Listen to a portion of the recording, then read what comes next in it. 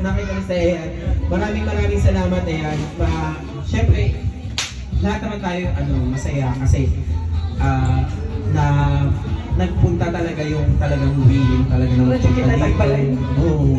Murag, ayaw mo kang ulang pamutos dyan.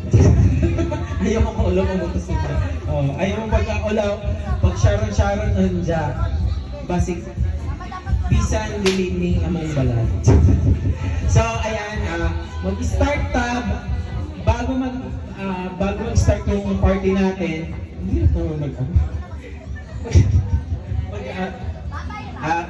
bago mag-start yung ating program, hindi naman magsisimula to kung walang center of the aisle o in short, kung wala yung presence ni Lord. So, tawagin natin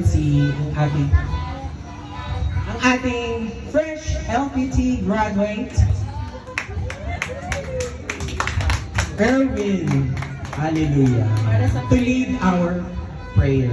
Yan, so mangyaring inaanyayahan ko ang bawat isa sa atin na tumayo muna para sa ating dasal.